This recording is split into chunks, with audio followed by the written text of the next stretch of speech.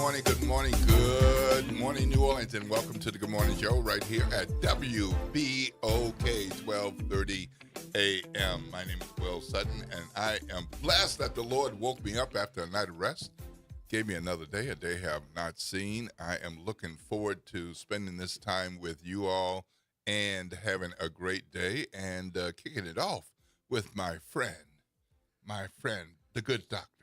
The pastor. Good morning. You Good know morning. I'm going to say it. The full professor. I'm back again.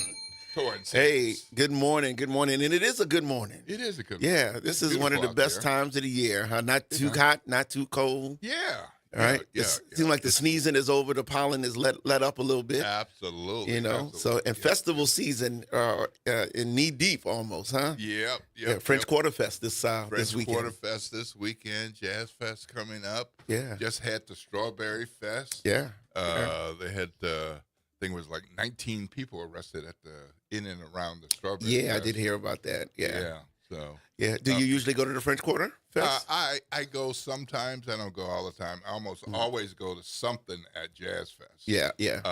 It's rare that I hit like all days. That's a lot. Yeah. That's a lot. That's Yeah, a lot. yeah.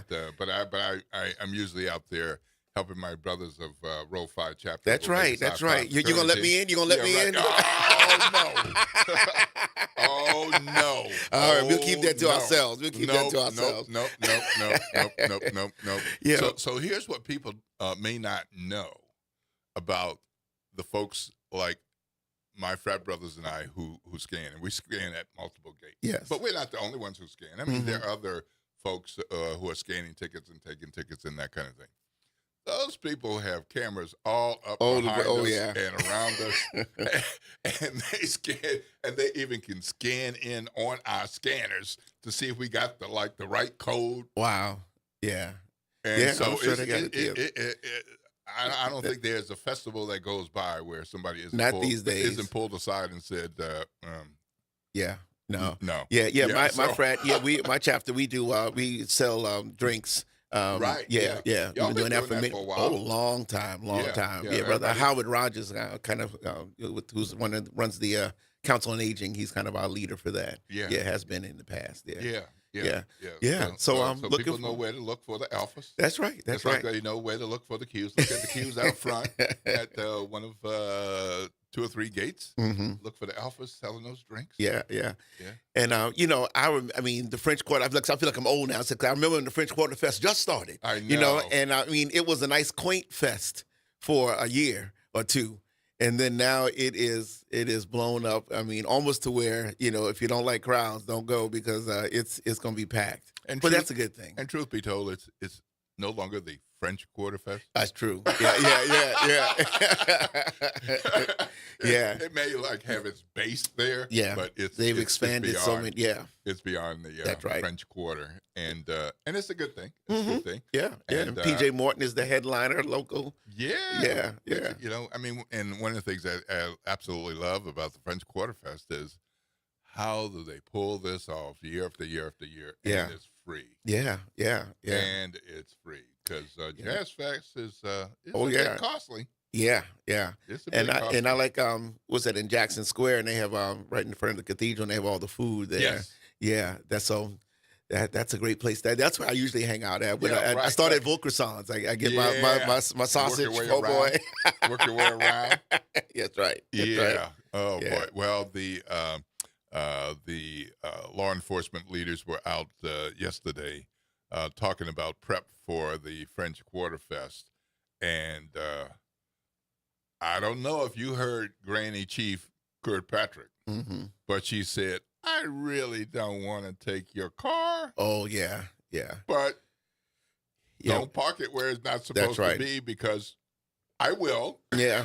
Parking I enforcement. will. Yeah, that's with the will. new mayor. That's a part of a major Yep. fundraising So strategy. even if it's been your secret place That's for the right. last several years, I highly suggest that you not park there. I heard there was if a it's lot not- of towing during the Crescent City Classic. A lot of towing. A lot of people got upset because, again, we gotten lax and used to this is where I park. And Yep. well, I see the other ones doing it and must be okay. And then Yep. all of a sudden you have a whole bunch of vehicles with tickets, and then others That's right. with those boots, and then others, the vehicles are gone. They're So towed.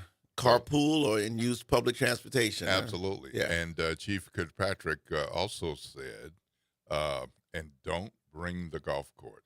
Oh boy, golf carts. Yeah, because people like to use those along that, like the landing. Okay, And yeah. because the streets are closed. And so to pick up their friends and their family Was- and zip from one place to So another, who has golf But- carts lying around though? you know. I'll leave that alone. Okay. There's some of the people in the gated community Okay. Yeah. on golf courses Mm-hmm. who, rather than rent the golf course, they have their own golf course. And there are folks in suburban New Orleans who Yes. have golf courts. Yeah. There's some people in the city who have golf carts that use them periodically, but thing is, it's a golf cart That's right. for the golf Yeah. course, and they're not. It's not for legal. real street Most consumption, of them are not supposed to be on the streets Yeah. of New Orleans, and so Well. Chief Ann Kirkpatrick said, "No, no, no, no, No, no." no. Well, speaking of it, Chief Ann Kirkpatrick, she's going to be with us this morning talking about things going on with the New Orleans Police Department. All right. So you're going to want to stay tuned Glad I'm for here for that. that. Yeah. Yeah. There's a lot going on, and one of those is the festival weekend with the French Quarter Fest and Jazz Fest. But also, we've had a quarterly drop in crime. Yes. And I'm sure she'd like to talk about that. I have some more questions about that. How we Definitely. doing, how we Definitely. keep that going. And we also will hear from Victor Sims. All right, So, my friend. we're going to be talking about mental Fellow health, social of worker. course. See what brilliance he can bring to us. Give us some things to think about, tips to live by, and so he'll be joining us. And we're also going to hear from Roy Glapion, man about town, businessman, successful businessman, civic and community engaged guy. He's going to talk with us about Black wealth and during the Good Morning Show as well. So we got quite a lineup. That's a of course. lineup. And of course, you got Torrin Sanders here. Hey. Oh man, so that's always good. Well, thank you. And I'm happy to have him with us today. And one of the things that I was looking at, and we talked about this a bit before going on the air, is the Lindy Boggs Medical Center. Oh my God, Yes. that's been such an eyesore. Yeah, not Such an too far eyesore. from here where we are right now. Yeah, right. And so it looks like something might be happening with that. But and there's more news and information that we'll be sharing with you during the Good Morning Show. It is 7:10 a.m. Keep in mind that it's a school day, so let's make sure that we get our babies and our kiddos to school where they need to do their job and get their education. So school zone speed limits are 20 miles per hour, so slow down. If you're driving too fast and you're approaching a school, just slow down. Make sure everybody, including you, get to where you need to go. You need to be there at 7:15. You got about 5 minutes, and you got a little bit more time if you need to be there at 7:30. Torrin. Yes, sir. The talkback number is 504-582-9422. You can give us a call and talk to us. Yeah, it's good to share our voices with you. We'd like to hear some of your voices. We had a good round of calls yesterday, and let's see what we can get going today. 7:10 a.m. This is WBOK 1230 a.m. What New Orleans is talking about. All day long. All day long.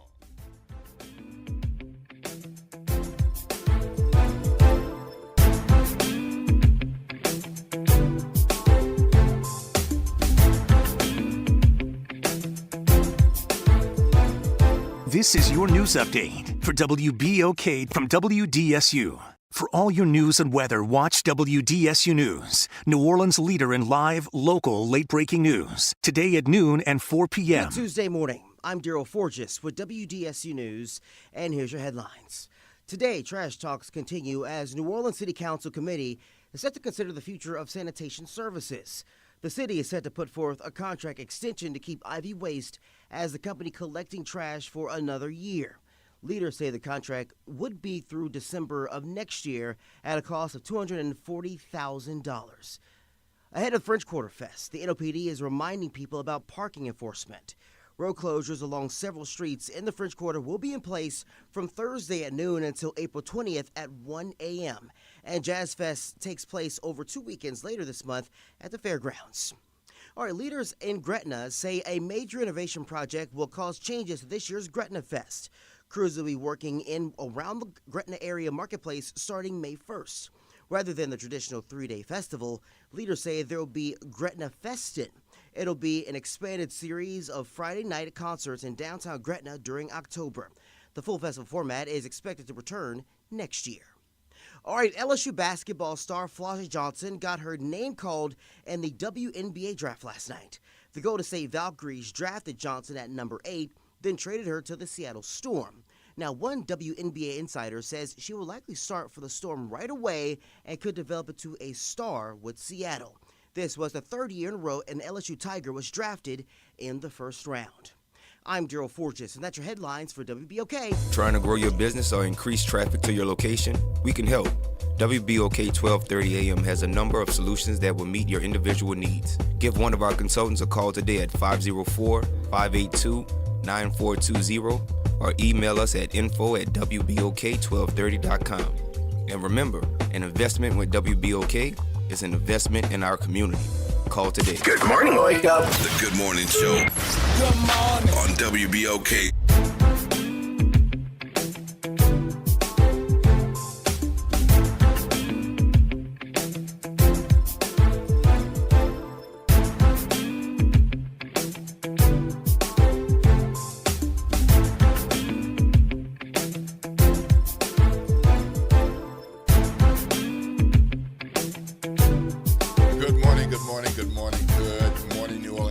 Back to the Good Morning Show. My name is Will Sutton. I'm here with Pastor Dr. Torrin Sanders. Good morning. Good morning. And there's all kinds of stuff every day. There's something happening out of Washington, D.C. and the President of the United States and his minions. And apparently, I believe this may have some bipartisanness to it. Yes. Yeah. So we're talking about this new draft registration that will be automatic come December. Yeah. So a little context. Before the Iran war, when they were negotiating in Congress, this piece of legislation was tucked in the measure into the defense policy. So it's not as though our young men haven't been registered for military. So you've had to register. I remember I did it. Military. I remember I did it when I turned. Doesn't mean you're signed up. Doesn't mean you're gonna go. But registered. The difference with this is it's automatic. Automatic. So surprise, surprise, the government already knows who you are. And they know when you turn 18, you won't need to provide, as I did many moons ago, go to the post office and get a form and then provide your Social Security number and your date of birth and your address and then give it to the man behind or the woman behind the counter and then they, sent it where they needed to send it. And then boom, bang, you are, you're in the system. Selective service system. So in the event of a draft, they know who you are and where to come find you. So the government already, now they're saying, hey, we don't need you to come fill out a form. We know who you are. And we'll, if we need you, if the draft were ever to come back, we'll know where you are already. Right. And so, why am I making, and so let me just kind of go a little further. So by December 2026, this is going to go. Of course, we have not had a draft since 1973. Yeah. 1973. Yeah, I was just saying no. Yeah. And so this says, instead, the system will use existing federal data sources. This is from thegrio.com. Existing federal data sources to enroll eligible individuals automatically, shifting the responsibility away from individuals and onto the government. Right. Now, so why do I sound a little snarky about it? Well, there's a bill out there now that Republicans are fighting to pass called the Save America Act, relating to voter identification, and with the claim that voter fraud is high, they say, which of course the data does not. And so now, in order to register to vote, if this were to pass, that then people need to get their original birth certificates and your regular driver's license and military ID even would not suffice in order to register to vote. Passport, yeah. So the irony is that on the one hand, government saying we got enough information on you to send you to war, but we all of a sudden don't have enough information on you to know if you are registered or eligible to be registered to vote. There's a contradiction there, or am I wrong? No, I don't think you are. I think there are a number of contradictions with some of the things that are going on here. So, I mean, one of the things that gets me is that you're going to be automatically registered, that's already in place in 46 states. Okay. And territories. And as you know, it is bipartisan. But because of the Iran war, this is raising more concerns and more interest because the president has not said he will not put boots on the ground. Yeah. So one of the things that is true for this new measure is that it applies to males. Males I only. find that interesting. It's like, okay, Yeah. all right. So it applies for males. It's not a felony to not register for selective service, but it can result in the loss of certain benefits, like if you've had student loans or federal jobs. Or if you want to get a student loan. Or if you got a federal job. Yep. So that could be a violation.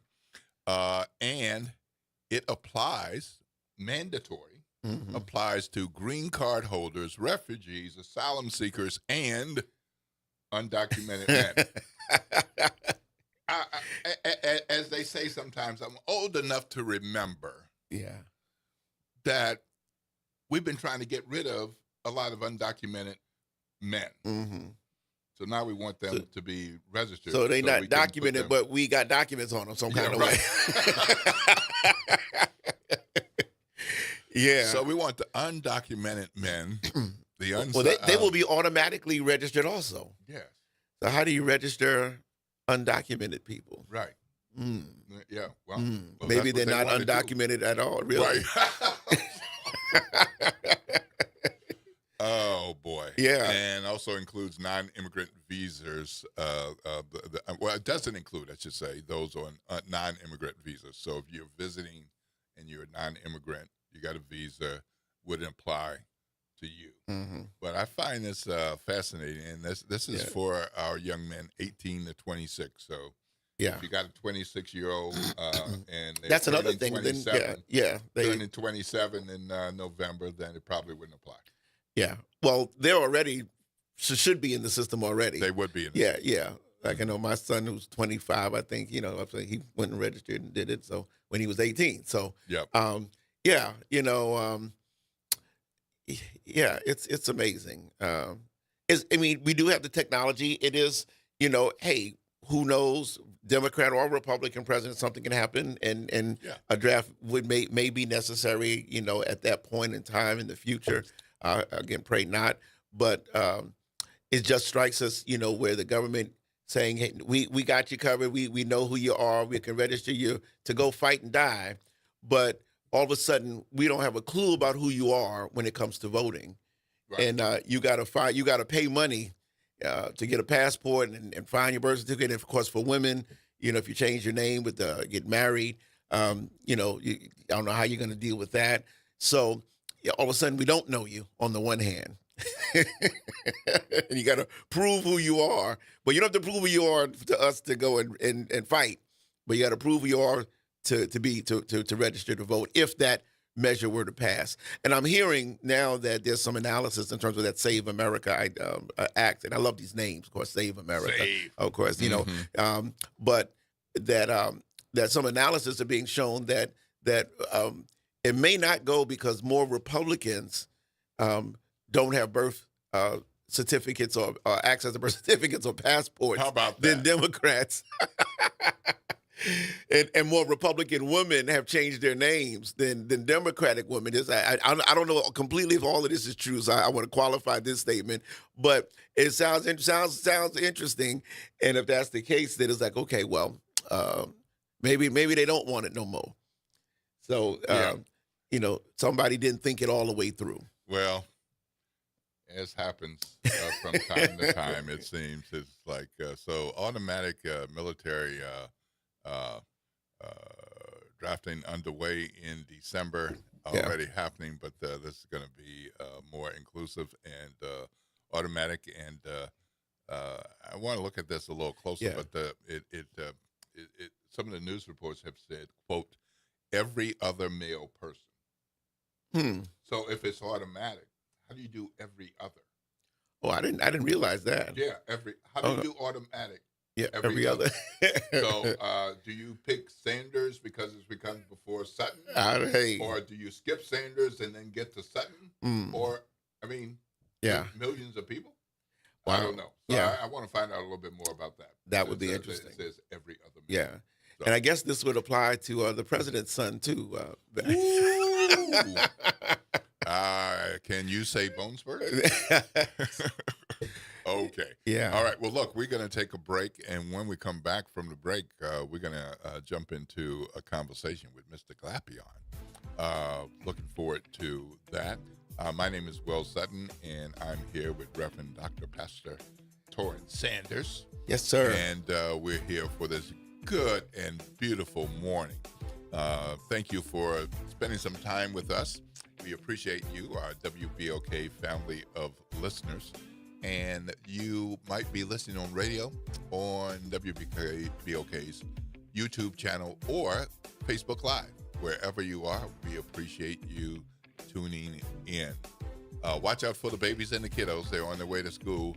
School zone speed limits of 20 miles per hour in effect until 9 a.m. This is WBOK 1230 a.m. What New Orleans is talking about all day long. All day long.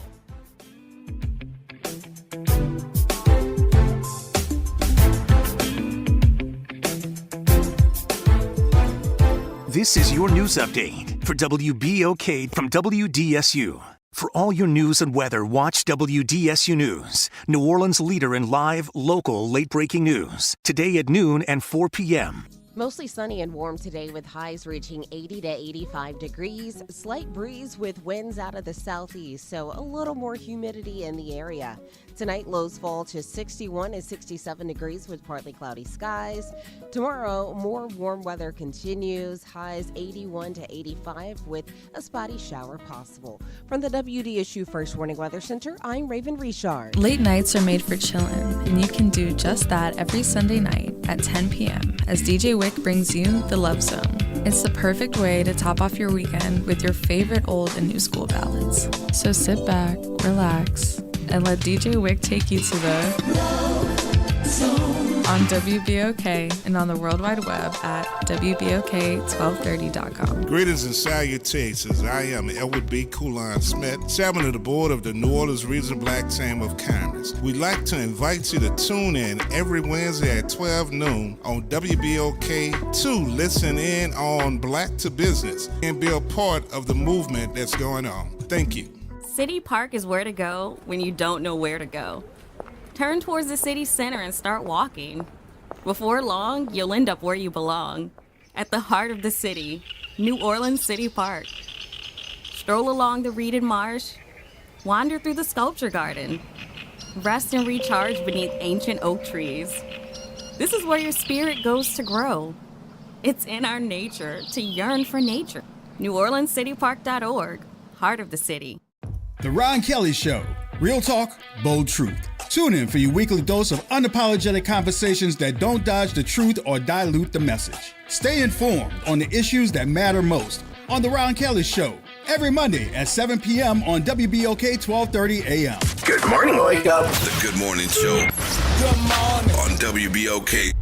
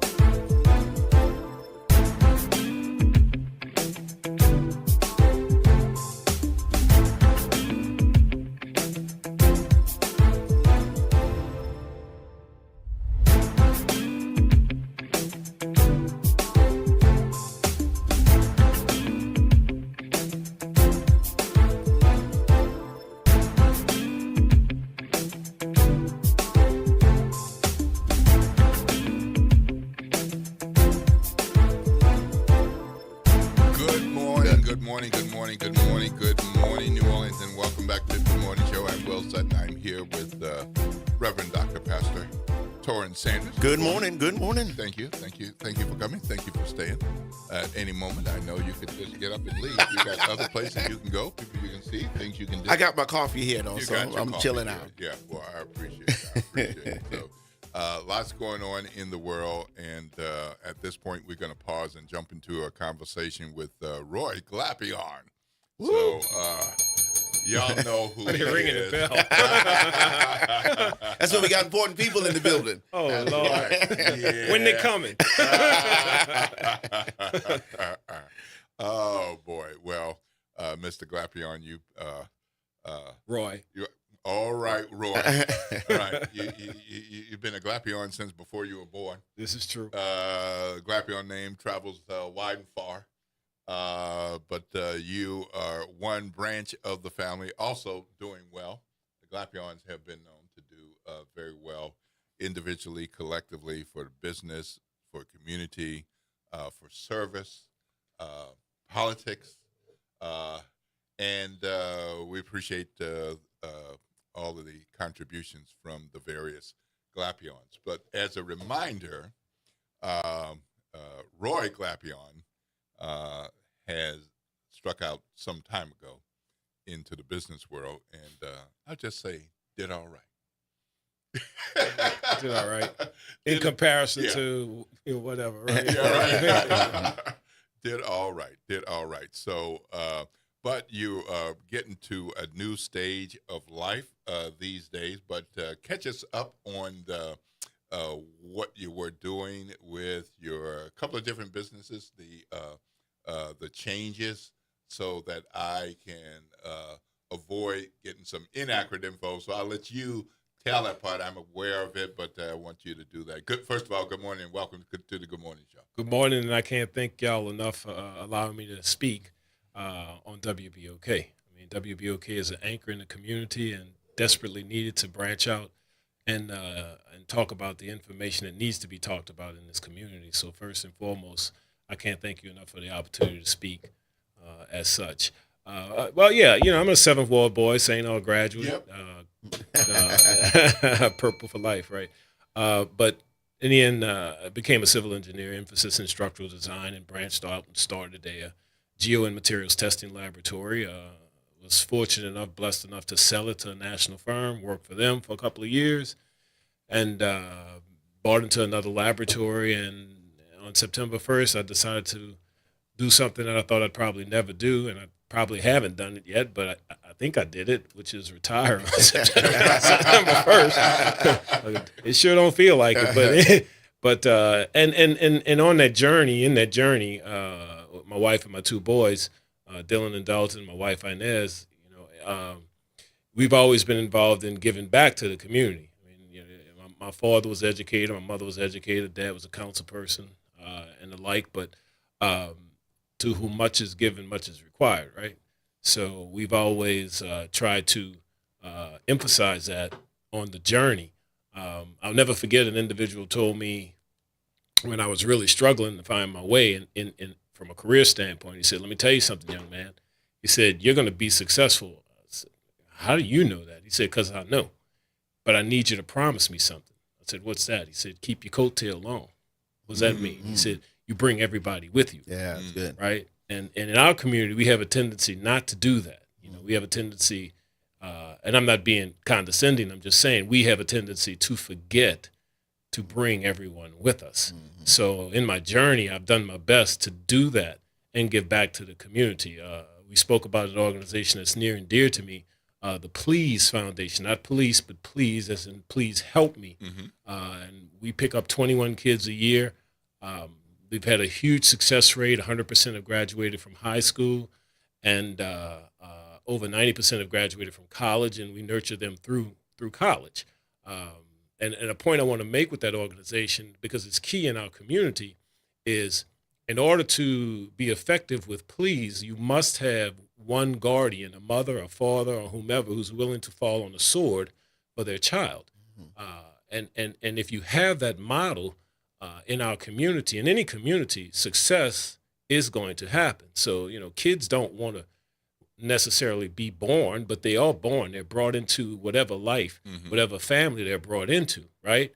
At that point, it's about learning, it's about choices, it's about decisions, and that comes from parenting, right? So within the Please organization, not only is the organization focused on the success of the child, but you have, as I said before, one parent or guardian who will fall on a sword for that child. Hence, we have a very huge success rate in educating our kids as they move forward. That's wonderful. That's wonderful and much needed. So thank you for doing that and for being involved in that. I want to just run back a second. I was in the liberal arts side of the campus. Tell us about what is geo and materials testing. There may be some young people who want to hear that STEM stuff. We had an astronaut in everything. So yeah, just briefly. And then I'll tell you, it sounds a lot more complicated than it is.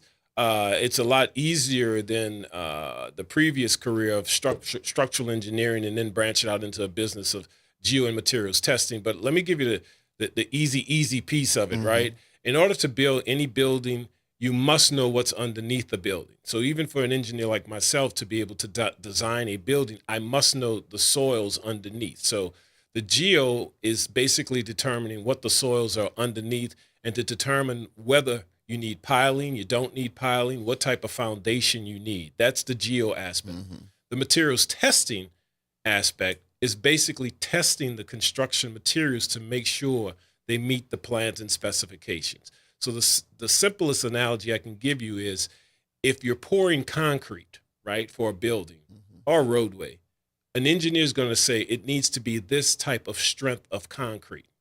Well, you won't know what strength it is unless you sample it and you test it. Yes. For compression, right? So I don't want to get too far into it, but that's basically what it is. Wonderful. Yeah, you have to know what materials are showing up at the job site and are they the correct materials. So we used to send out lab techs and they would perform the test. That's the that's good. Somebody needs to know that. Today's, I believe somebody going to say, look, I want to be a geo. Well, look, let me tell you. An engineer. Let me tell you, any students out there, any engineering students, I've got a lot of contacts, and some of my friends who are in the business, they need technicians like you would not believe. Unfortunately, it's not offered at Delgado or Nunez Community College. It's not. It's an on-the-job training type piece, and I really don't want anyone out there to get afraid and say, oh my God, laboratory testing, engineering, geotech. Let me just tell you something. If you can take a box of cake mix off of the shelf and you've never baked a cake before, and you can take that box and bake a cake, you can do this. So follow the directions. Just follow directions. Can you read? You know what I mean? Simple. Follow the directions. And it's the same thing over and over and over again. Repeat, get better, get better, Yeah, get better. absolutely. I know we need to move on. I got a funny story. Just when my oldest son was turning 10, of course, I don't know how to cook anything. I can't cook cornflakes, right? And so I said, I'm gonna bake my son a cake, not from scratch. I was gonna use, the Betty Crocker stuff. And but my wife was dead set against it. She was like, you don't know how to. But then my son said, let daddy try. Well, so I tried. I was in there trying to do it just what you said. It almost came out. Okay, so I don't know. But that's your first shot. That was your first shot, and you almost did it, right? I almost did it. So for the listeners out there, kids, I mean, engineering is an awesome field. It really is. And not just from an engineering standpoint and coming from an engineer, but it's the way it makes you think. It makes you think on a logical basis. So literally you can go out and think your way through most situations just because you're using a logical approach and you're putting all of the facts together to assimilate an answer to a particular situation. So, well, and this makes so much sense because if you don't know what's in the ground and under the ground, and you're planning on a multi-million-dollar building, you don't want to do that on ground that's not going to be able to support. Well, the structure. As we know, in New Orleans and Southeast Louisiana, nothing ever sinks, right? Right. So I mean, big part of our problems have to do with subsurface soil investigations, the geo aspect of it. Yeah. And just to be really, really quick, a lot of people think that our soil conditions are so bad, that's why we have potholes and all these types of things. It's just the ground is so bad. Well, look, you can science your way out of anything. So the truth of the matter is that way back when an alleged governor cut a deal with an alleged person and said, I want you to dredge and have the only contract to dredge shell out of Lake Pontchartrain, which, by the way, basically killed Lake Pontchartrain, and I want you to dump this shell into the streets of the city of New Orleans, and that'll be your base material before you put the asphalt and concrete on top of it, not realizing that shell continues to compact and crush and compact and crush. Meanwhile, the asphalt cracks, water comes inside of it, and what happens? It washes out, and you got a pothole. Wow. Just letting you know. Ain't nobody told that. Just letting you know. Wow. Now that they use limestone Yes. on most of the new streets, you don't have that problem. Wow. Okay. Hello. Yes. Okay. Wow. Okay. All right. Here we go. Learning something. Yeah. every So day. I know you wanted to talk about wealth in our community, and wealth amongst Black folks. Would I be wrong to say that Black folks have had a lot of wealth in this country? The answer to the question is twofold. and as we speak about wealth, we can think of wealth as something that's based on monetary value. Mm-hmm. We can also think about wealth of enrichment within our families, right? So my parents were very, very wealthy, right? Extremely wealthy. They were wealthy in the sense that they knew that they had two kids that they had to raise, and and those two kids were their responsibility to help them the best way they could to become successful. So having said that, we were extremely wealthy. Mm-hmm. Now, if you want to talk about it from the monetary standpoint, my father was an educator, my mother was an educator. And we know school teachers make a lot of money. Okay? So you can blend that any way you want. So wealth in our community as African Americans, I'll tell you a very simple story, which will tell you, in my opinion, where we are in this community. And by no means am I trying to be negative or condescending to anyone listening, black, white, green, or purple. And by the way, green is the most important color. But I asked a gentleman who was a banker, and I was feeling myself back in my 30s. And I said, where am I in this community? Where am I? Where am I? He said, well, what could you write a check for? And you'd be mad if you lost it, but it wouldn't really make you mad. I mean, you wouldn't feel it. You could recover. Mm-hmm. So I gave him a number, and he said, that's a good number. So I'm beating my chest, young and dumb. Mm-hmm. And he said, now hold on there. Let me tell you something. He says, you see that number you gave me? You're in the less than 1 percentile of African Americans. He said, if you want to talk about the community, which is what you're discussing, you want to know in the community, I would have that number multiplied by 10 and have folks who don't look like you wrapped around this building. So you're nowhere. Yes. So Wow. within our world, particularly America, we are nowhere. And we have to realize that we are consumers. We spend a lot of money, but I'm not sure we save money, and I'm not sure we understand the value of saving money. And there's a reason for that. There's a reason for that because we, as a whole, have never had the dollars that other people have. I mean, just in the city right now, I want to say the average net worth of an African-American family is under $50,000. People who don't look like us who say, well, we've done a lot better. Well, guess what? Your average net worth is only $100,000. I'm not talking about what you have saved. I'm talking about your net worth. Your net worth. So as a community, this community, all of us are broke. That's a word. None of us have that monetary value. But what we do have, or what we can work on, is the family values to help your relatives, your kids, understand the importance of saving money. Man, at the end of the day, money opens doors for people, right? It does. People, and I used to tell people this all the time, and they say, well, I don't like that statement, Roy. That's a horrible statement. No, it's not, because you don't understand what I'm saying. And what I would say is, I don't want to hang around any poor people. That's a horrible statement. Wow. Yeah. What I was saying is, I want to make everybody around me money. Right. But I don't want to charge you.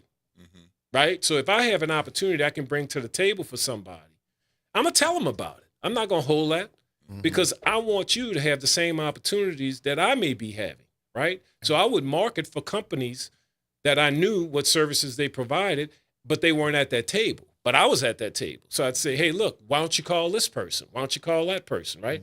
And that's how you can continue that's one way you can continue to build wealth within your community. But the key is you have to learn how to save. You have to be disciplined to save. And my parents taught us that. My dad told me one time, I was 15 years old, I'll never forget. He said, if I made $1 million a year, would I be rich? I said, oh, what $1 million? And look, for me, that's 50 years ago. He said, $1 million. I'm like, Pop, what? He said, not if I spent $1.5 million. That's right. Yeah. Right. And so when you may be bringing in what you consider a lot of money, but if you're spending more than you're saving, right? And my mom, who had Glapions Preschool Academy, she would educate the kids, but she'd also educate the parents and say, you need to save. And they would say, oh, Miss Glapion, Miss Joyce, I can't save any money. I'm not making any money. She said, well, your nails look nice and your hair looks nice. And did you go out on Friday? Okay. Yeah. So maybe you need to look at your priorities a little bit. And she'd help them open checking accounts and the like. And then you start to realize that you can save. You can save money. If you save $1 a day, that's $365 that you would have spent in a year. Well, that's not that much money. Well, what if you save 2? What if you save 10 every day? And right now, we know it's tough out here. I'm not talking about hurting yourself. I'm talking about understanding the concept of saving money as opposed to spending money. And sometimes in our community, we have a tendency to spend money because we haven't had anything. Yes. And therein lies the tragedy of America. Yeah. So we have, before you got here, we were talking about the French Quarter Festival coming up, the Jazz Fest coming up. We have lots of festivals. New Orleans is so rich in culture. And we always have things to do. And some of those things are free, quote unquote, free. But you find yourself spending money. And you spend money over and over again. So how can we look at our cultural richness and at the same time save when it's so easy to spend with this cultural community? Well, one thing we have done since I was a kid, I mean, we've started our own cultural experiences, like Gentilly Fest and the like, and things like that. You can budget your dollars, right? You can say, okay, every month I'm going to spend this much on fun, right? And you can say, well, but I really would like to go here. I'd really like to go there. Well, some things, some places have what's called happy hour, 2 for 1, you know? I mean, so you can look for the bargains and still entertain yourself. The good thing about New Orleans is you could just about go anywhere and spend a very little amount of money and still have a real good time, or spend no money. Yeah. So you can go to French Quarter Festival. You might eat at home before you go there, but you're walking through and you're experiencing everything associated with the French Quarter Festival. Now, Jazz Fest, oh my God, right? We know when we were kids, I mean, you could bring your ice chests in there. Yeah. Jazz Fest is, I mean, they do have the Thursdays, right? But for the most part, Jazz Fest is out of a lot of people's price range. It really is. I mean, even for me, I'll tell you, I hang out at the Seahorse Saloon across the street. I get my food, I get my drink on, and then I'll walk into the fest, you know, for maybe one day. But and that is very unfortunate because that festival started off as kind of our deal, right? Right. But the promoters have given us two days that are local days with you know, cutting ticket prices and the like. What about, and the saving is real, and we definitely need to save, but you don't really get wealthy by just saving. But there's something called investment, right? If you had to talk to the person who has $1,000, like I said, that they quote unquote don't need, that they could then afford to do something with, what would you tell that thousandaire to do? So if I don't answer your question, I want to double back on that. That's fine. But that's a great question. My son Dalton, who graduated from St. Augustine, he just did a seminar at St. Aug to tell the kids about investing. Okay. Right. And before he left the classroom, he had opened up accounts for all of the kids to start investing. Wow. Okay. Yes. I'm going to go further back with my brother-in-law, John Rogers, who started Aerial Capital Management. Right. John's father, who was a Tuskegee Airman, Judge Rogers, some of his friends weren't giving their kids Christmas presents. They were buying them stocks. So everybody has to understand that ignorance is not a bad word, all right? Ignorance means you just don't know the subject matter. Right. Yes. Stupid is something different, and we're not going to talk about that. But ignorance, everyone's ignorant depending on the subject matter. So let me close this up. So John learned about stocks from his father. Okay? John went into the business of investing and started Aerial Capital Management. What I want to believe is about $150,000 that his mother scraped up for him to help, right? Yeah. His business is worth $14 billion. Wow. Okay. Dalton, my son, worked for John in an internship. Dalton took a liking to investing, all right? He and his uncle have almost the same mindset.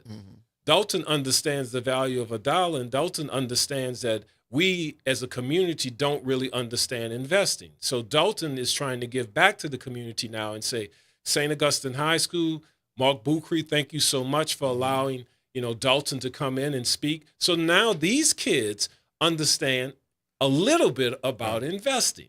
Now, in the community we live in right now, there's one thing that we can do is we can find out any information we want by picking up a telephone, right? So giving advice on where you should start, to me, the start of how to invest is teaching yourself through either a financial advisor, which a person like Dalton would give all the free information, right? We're talking about $1,000. Yeah. But you can go online and you can say, what can I do with $1,000? Just ask the question, what could I do if I wanted to invest and where should I invest? For the potential investors out there that are very, very young, what I will tell you is never chase the rabbit. So even in John's firm, the mascot is a tortoise. So his philosophy is slow and steady always wins the race. Yeah. So in investing, if you're chasing a deal and you say, oh, I need to buy this stock. This is a great stock. Then that stock starts to drop.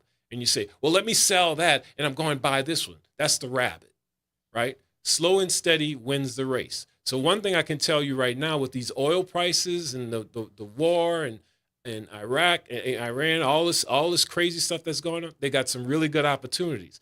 What goes down will go up. Right. And also for folks out there, please know that you have to be slow and steady. Slow and steady wins the race, right? Slow and steady. All right. Okay. Well, we're going to wrap this up and go to a break. We got to make sure that we're keeping the station on the air. But thank you so much for joining us today. And before we go, Mr. Roy Glapion, tell folks how they can find out more about the Please Foundation and how they can contact you if they're interested. Well, my wife gets mad at me when I say this, but I'm going to say it anyway. The easiest way to find me is my phone number. It is so difficult. You might want to get a big pencil to write it down. It's 4444445. Oh my goodness! And look, and if you forget it, just look at a Dudley DeBozier sign and put a 5 at the end. And if I don't answer, I will call you back. Look, at the end of the day, and I said this before, whom much is given, much is required. Understand your position in life, understand where you're going, and understand that the only thing that can stop you is the person that you look at when you brush your teeth in the mirror. All right. Thank you. Okay. Well, thank you so much. Thank you. And great advice and counsel about that. Saving, what can you do with $1,000? And it's not just saving, it's investing and looking at the long term. Be the tortoise. Yes. Not the hare. I like that. Yeah. All right. And check out the Please Foundation, folks. Mr. Roy Glapion got a good thing going there. Maybe you have a young person who might be interested, and maybe you're interested in it for them, since they have such a good track record. It is 7:53 a.m. right here at WBOK. We'll be talking with Victor Sims soon, and we'll also be talking with New Orleans Police Chief Ann Kirkpatrick. So that's going to be a couple of good conversations I'm looking forward to. And Taryn, in case somebody wants to give us a shout, that's right. They can call 504-582-9422. 504-582-9422. Get wealthy with Roy Glapion. All right. This is WBOK 1230 a.m. What New Orleans is talking about all day long. All day long.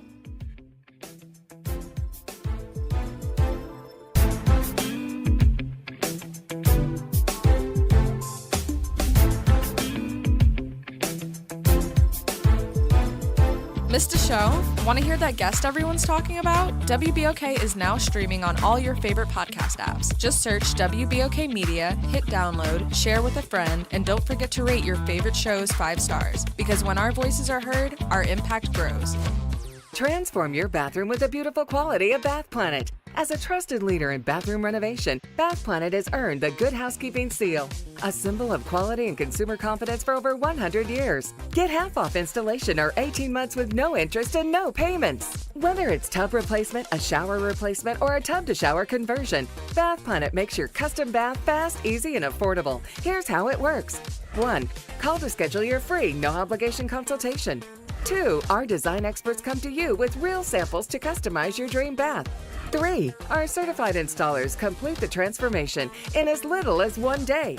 And right now, for a limited time, you can upgrade your bathroom for 50% off installation or choose 18 months with no interest and no payments.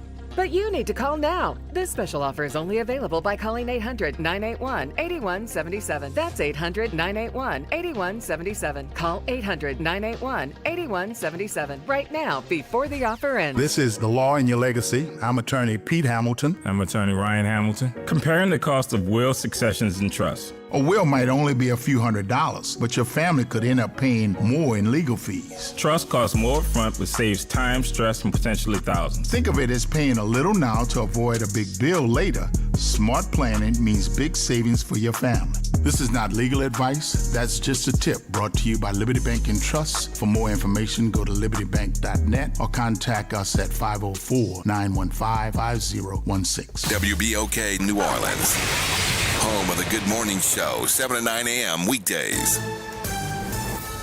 I'm Misty Jordan with BIN News. Now, President Trump has taken down his Truth Social post depicting himself as Jesus Christ. Trump said he thought the picture showed him as a doctor. I did post it, and I thought it was me as a doctor, and had to do with Red Cross as a Red Cross worker there, which we support.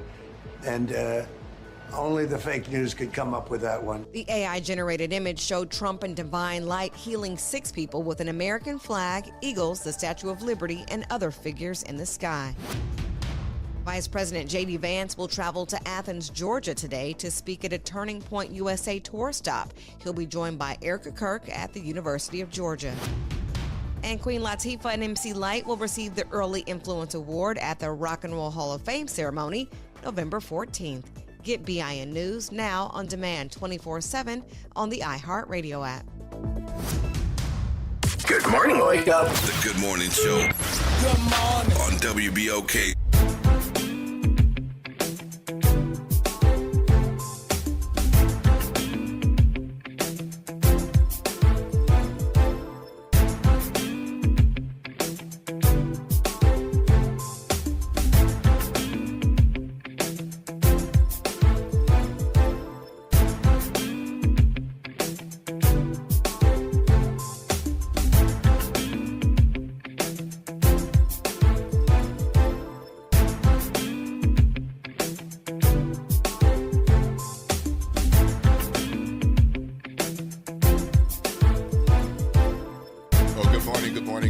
Good morning, New Orleans, and welcome back to the Good Morning Show. We just have a couple minutes before we have to take another break. Yeah. But that was a good conversation. With, wonderful. Roy Glapion. Yes, yes. And I have to say, I am always pleased when people are doing good work to help our young people, and I wasn't aware of the Please Foundation. No, was not either. So we need more of those mentorship type organizations. Yeah. So Silverback and Son of a Saint. Yeah. The Please Foundation. Please Foundation. Take that to the list.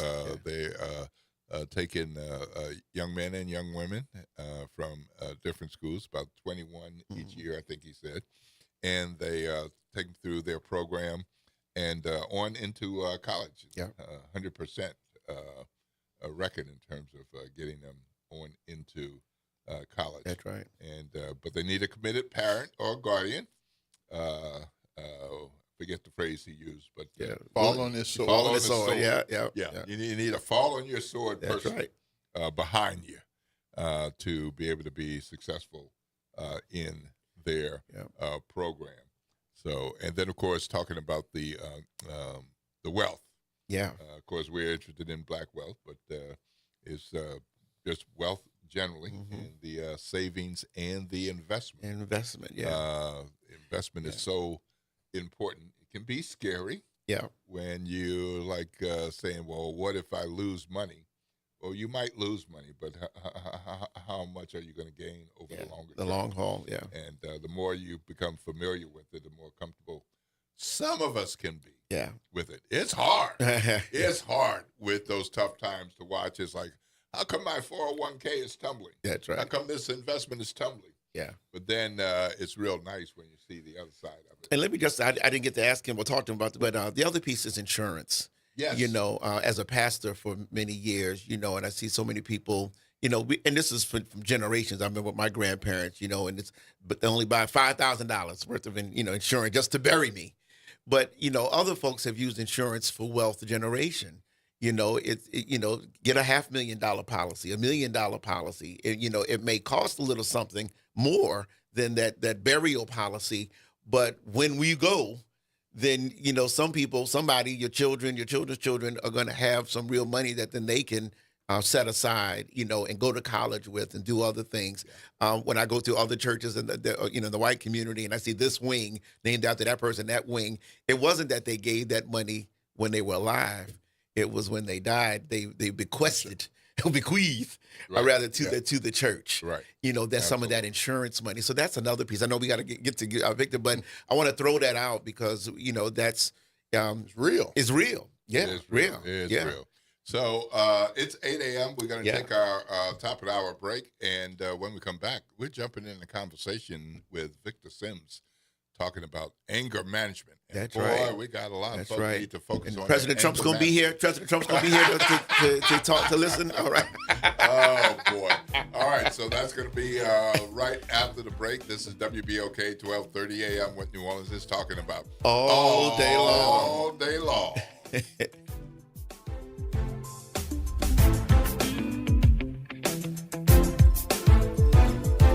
This is the Bloomberg Black Business Beat, brought to you by FidelityInvestments.com. Now that we're in the second year of President Donald Trump's second term, our team of analysts at Bloomberg Intelligence is taking stock of how some of the administration's pushback against DEI is changing the business landscape. I spoke with Bloomberg Intelligence senior ESG analyst Rob Duboff, who says the biggest impact is how companies talk about diversity. Mentions of diversity are down about 69%. That's on earnings calls or corporate filings. Duboff says that while some companies are eliminating DEI mentions altogether, other companies are taking a different approach. They're just not talking about it at all, or talking about it much less, or the way they kind of recast diversity. Instead of maybe focusing on gender or ethnicity-based diversity, they talk about diversity of experience and diversity of background. Regardless of approach, the shift is stark from just a few years ago. I'm Bloomberg's Justin Milliner on the Black Business Beat. David was in big trouble with the IRS. At first, I didn't owe that much, but after this year, it was out of control. Then David called Get a Tax Lawyer. Right away, they were like, oh yeah, looks like you're qualified to say Get a Tax Lawyer went to work.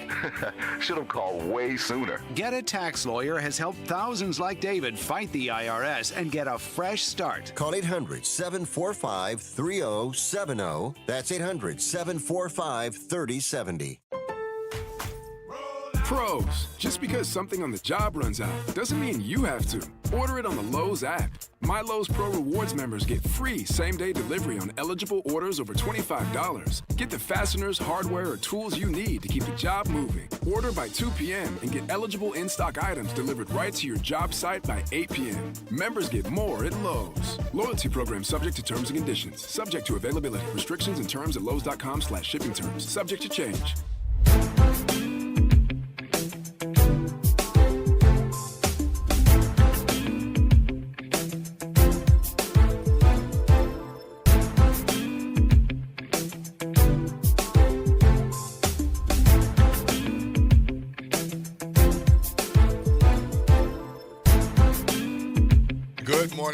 Good morning, New Orleans, and welcome back to the Morning Show. It's 8:03 a.m. I'm Will Sutton. I'm here with Reverend Dr. Pastor Torrin Sanders. Good morning. Thank you for sticking around. And we are being joined right now by Victor Sims. We're going to jump back into conversation about anger management. That's what I believe you were talking about. Yes, it was. The last time that you were here, and we were moving along quite well, but kind of ran out of time. Yeah, we ran out of time on it. So the subject itself, I find it very fascinating because it's something that we all go through. And there's been so much misinterpretation of what that particular emotion is, anger is. And to the point where some people would not want to acknowledge having it. You know, I was in the courtroom testifying once, and for one of my clients who had completed the program, done extremely well, and was trying to get back with his children. Well, the opposing lawyer was trying to admonish him because she had heard he had gotten angry with a person who was watching their children with him, and he had told the lady, that look, if you keep, I'm gonna have to report you, to your supervisor for this. Where prior to the program, he might have done something a little bit more physical. And she said, well, you were angry. Look at you got angry. At that time, he said, yeah, I did get angry. So when I got up on the stand, I mentioned to the court that the lawyer had mentioned him being angry. I said, well, if anger in itself was a problem, and I excuse the judge, no disrespect, all of us in here would be in trouble. Mm-hmm. Anger is a normal human emotion. If you think you don't get angry, then you need to come see somebody, quick, fast, in a hurry. It is normal. Anger is an emotion. It's something that you feel. It's not what you do. Anger has never damaged or hurt anyone. If you use it for your physical abilities, aggression, violence, and abuse, those are physical acts using anger, but the anger didn't do it. It's the aggression that did it, that did the damage, did the thing. Mm-hmm. So people have associated aggression and anger as the same thing, and they're not the same thing. They're vastly different. Anger is an emotion. Aggression is a behavior. You can be very aggressive with someone and not be angry. In my old neighborhood, I grew up the street in the Callio Project. We didn't have to be angry to jump on you. If you walked through our neighborhood and we didn't know who you are, we about to have a good time. But we were not angry. Matter of fact, we were happy you came through. You know? So anger and aggression is I'm not glad the I know same you thing. now, Mr. Sims, and not back then. Yeah. It's just a whole different person sitting in now. As a matter of fact, a lot of my upbringing is what I utilize to develop my anger management program and to educate on what anger truly is. To be angry can also be motivating in order to overcome obstacles, overcome difficulties, because it is a powerful emotion. And if you use it to do that, because I know I used it myself to get through school. When I was getting tired 3 or 4 o'clock in the morning writing papers, I remember a conversation I had with a psychiatrist friend of mine who wanted me to work in his office, but at the time I had no degree. And when he told me I can come work in his office, I done did it. I got through, and his next word was, "But you can't." Why not? Because you don't have any degrees. I got angry. And every time I started writing papers at 3 or 4 o'clock in the morning, going to libraries, and I was getting tired, I remember that conversation, got angry, said, "Oh no, nobody can ever tell me this again." And I used the anger to power me through those difficult times. Anger can be used to help us overcome obstacles, improve our skills, improve our knowledge so we can overcome the obstacles and difficulties. But unfortunately, a lot of people have used anger as justification for inappropriate behavior. That's when it gets to be problematic. And I use this analogy when I have clients to talk about what I did because I was angry. I said, well, tell you what, let's be in a different environment. We're in the courtroom. You have been arrested. Now you're being tried for physically assaulting your next door neighbor. Mm-hmm. And the judge said, "Well, sir, why did you do it?" And you said, "Well, judge, I was just angry." You think the judge gonna say, "Well, guess what? Case over. I understand. You can go home." What you think about to happen? Right. Yeah. Reality is going to set in, and you're going to wind up doing consequences for your behavior. Your emotions is never justification for our behavior. The biggest message I try to tell my clients is, just because you're upset, that does not give you a green light. Unfortunately, the society that we live in has sold us a bill of goods. It has made us think that anger and aggression are the same thing. We see it in books, in movies, songs that come out justifying the fact that inappropriate behavior will due to an uncomfortable emotion. And unfortunately, that's never true. Never true. Is my emotions justification for my behavior? All behaviors have consequences. And one thing about consequences, at least the nasty thing about consequences, they're never left up to us. We always give control over us to somebody else. And then we want to get bent out of shape behind it and use the fact that I was angry. Yeah. Anger is never justification. If you have an issue with anger, because some people use anger for power over others. You know, some people understand that other people don't like to be for you to be angry with them, so they may move in the direction you want them to move in. And some people would do that. Some people even pretend to be angry because they realize it makes some people around them move. Bosses sometimes would do this. Individuals who have some type of power structure based upon the organizational structure would sometimes use that particular expression to get others to move in the direction they want them in. But in general, anger in itself is an emotion. Okay, well, we're going to take a break, and when we come back, I want to hear you talk about kind of what anger looks like. Okay. I'm a pretty expressive person, okay? So when I furrow my brow, is that anger? When I have a smirk on my face, is that anger? When I clench my fist, is that anger? I mean, what is anger? How does it manifest? And because I think we have different ideas about what anger is. Mm-hmm. I'm getting the aggression part, but what does that look like? What does that feel like? Okay. It's 8:10 a.m. I'm Will Sutton. I'm here with Reverend Dr. Pastor Torrin Sanders. We're in conversation with Victor Sims talking about anger and anger management. If you want to jump in on the conversation, feel free. Torrin Sanders, what's that number? It's a 504-582-9422. WBOK, 12:30 a.m. What New Orleans is talking about all day long. All day long.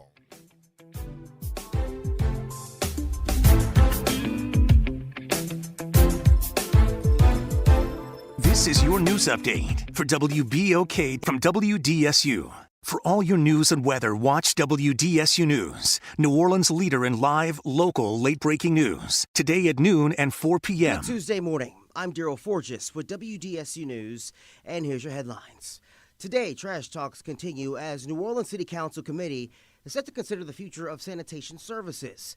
The city is set to put forth a contract extension to keep Ivy Waste as the company collecting trash for another year. Leaders say the contract would be through December of next year at a cost of $240,000. Ahead of French Quarter Fest, the NOPD is reminding people about parking enforcement. Road closures along several streets in the French Quarter will be in place from Thursday at noon until April 20th at 1 a.m. And Jazz Fest takes place over 2 weekends later this month at the fairgrounds.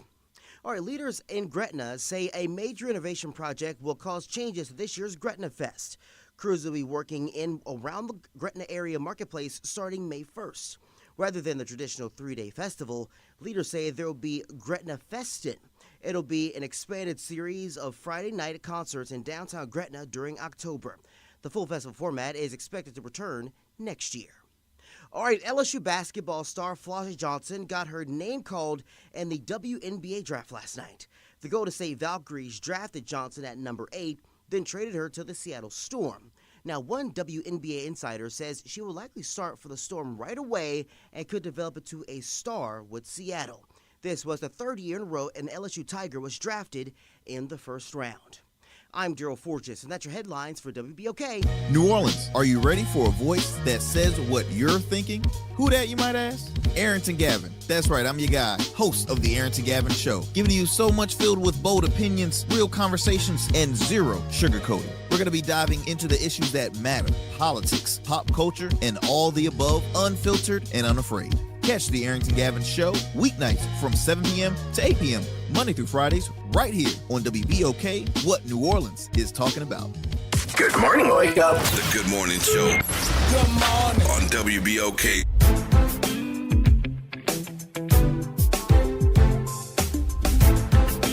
Good morning, New Orleans, and welcome back to the Good Morning Show. It's 8:13 a.m. School zone speed limits are still in effect until 9 a.m., which is about the time that we'll be getting out of here to make room for the front porch.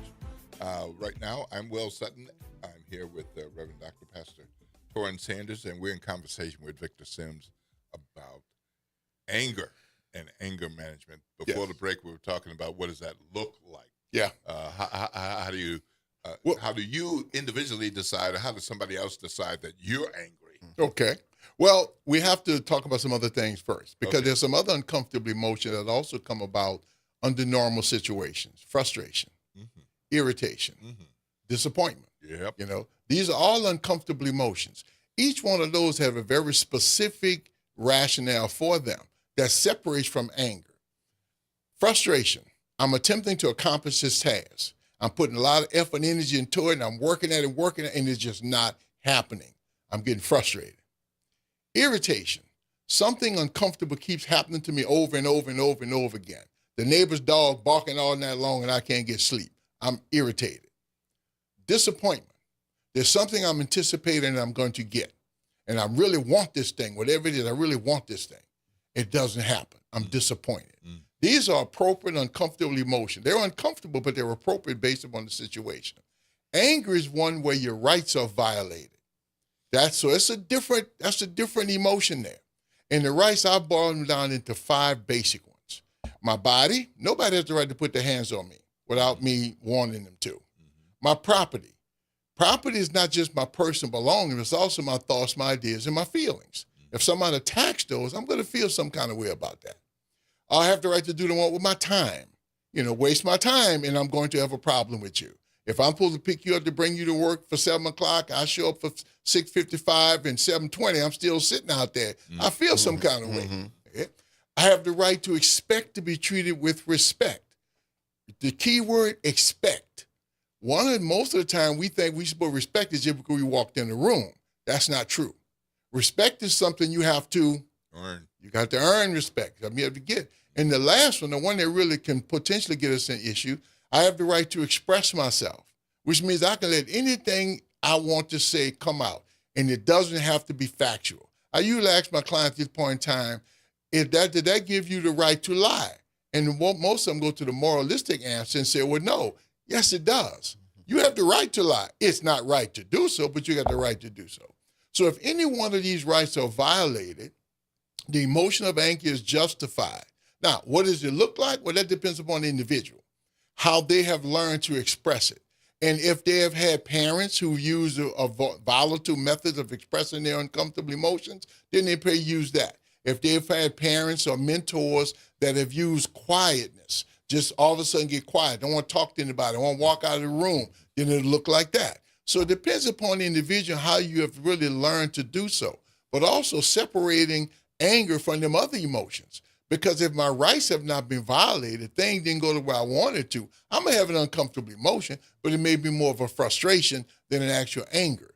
But a lot of people will convert the other emotions into anger because anger is our action emotion. The other three, you just got to accept things. But in anger, you're taking action.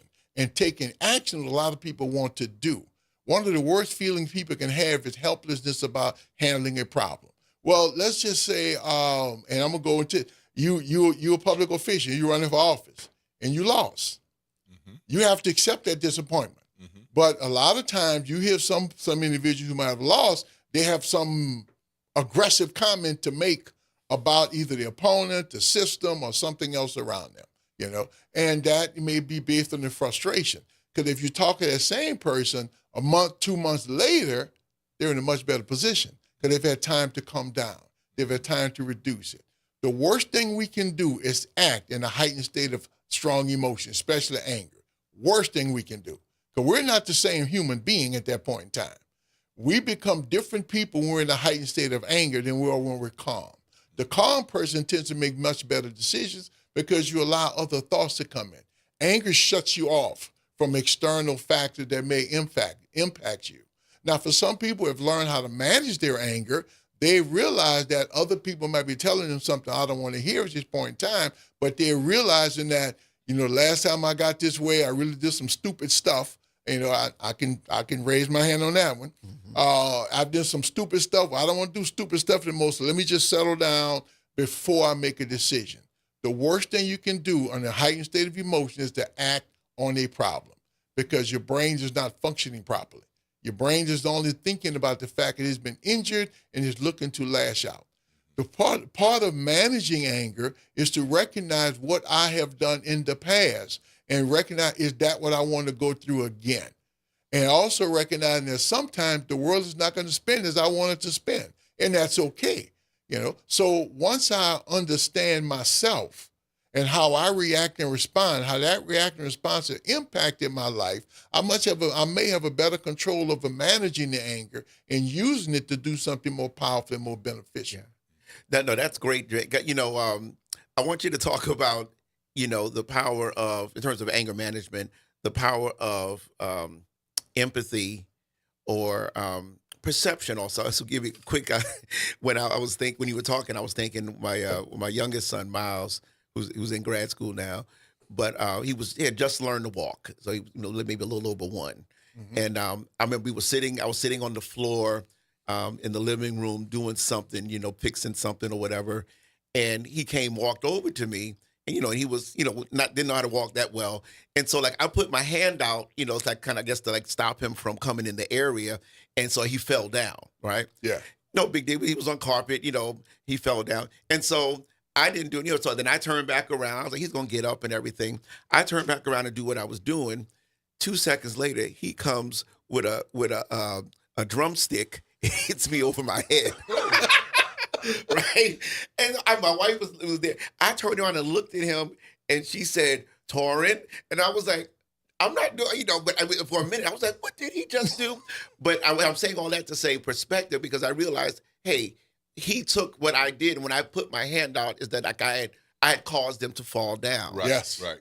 And he was angry and he was, of course, 1 year old, but it was like, that's the kind of empathy and perception, it's like, okay, what's really going on here? Should I really be angry at what happened?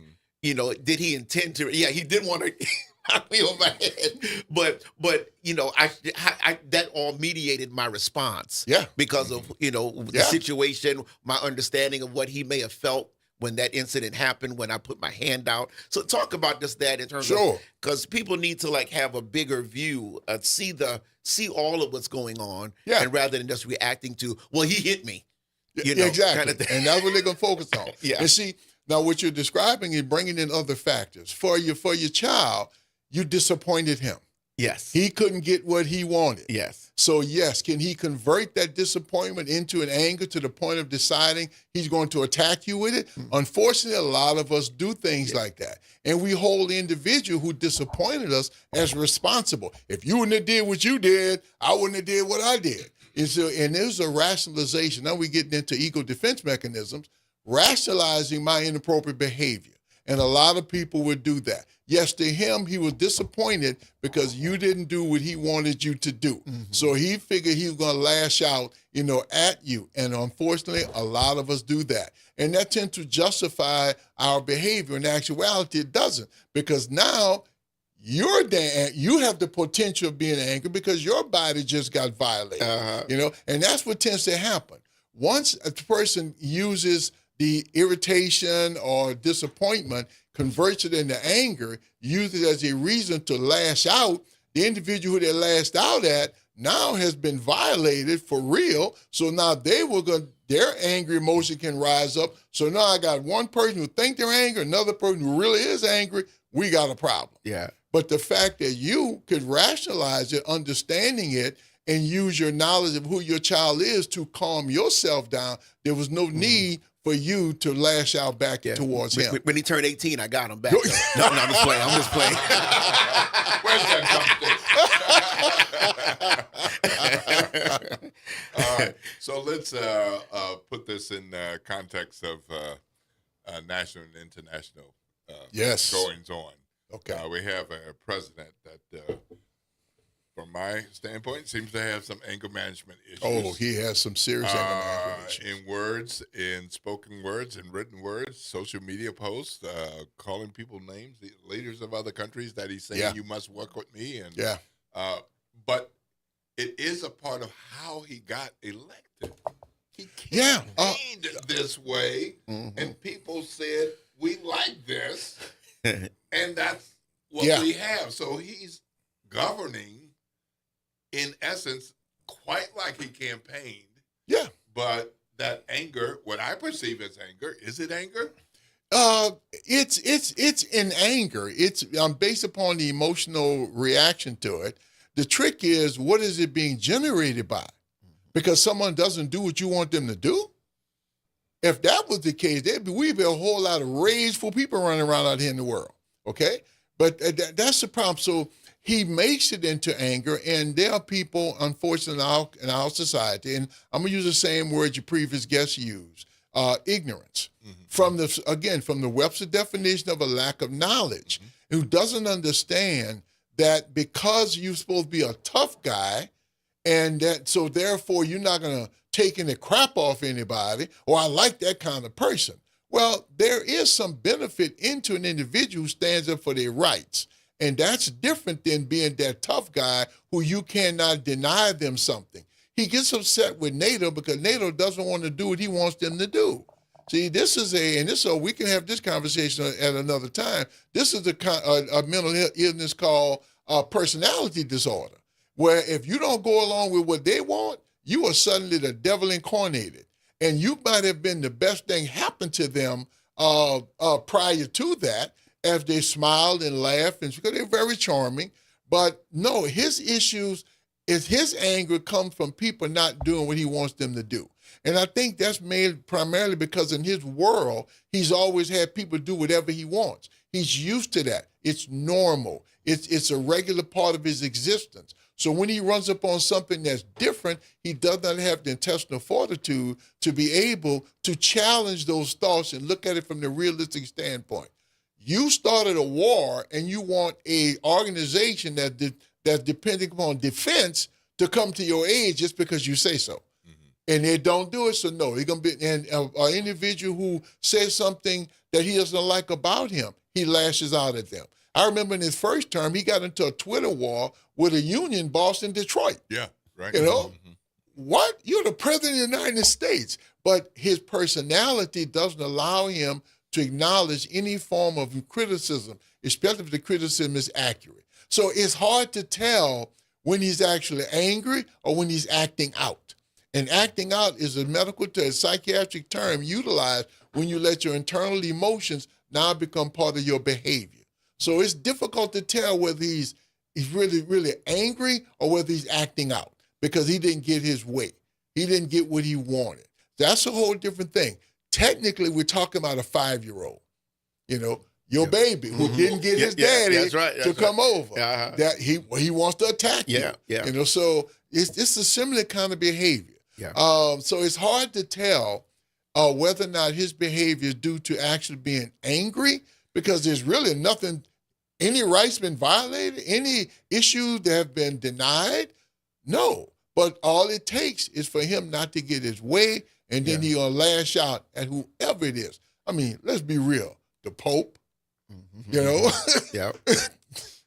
So it's difficult to tell if his behavior is angry or a acting out individual who's actually immature. Yeah, and I guess the other piece, not just with Trump, but in anybody in New Orleans or anywhere, is there a sense of entitlement? Yes. And I think you mentioned people doing what you want them to do. Yes. But that sense of entitlement also creating that sense of that anger. Yeah, and that uncomfortable emotion. That uncomfortable emotion. Emotion. Yeah. And so I guess in terms of helping someone who is prone to anger, or acting out on their anger, how do we help them then deal with do we need to help them address that sense of entitlement? Yeah, beautiful question.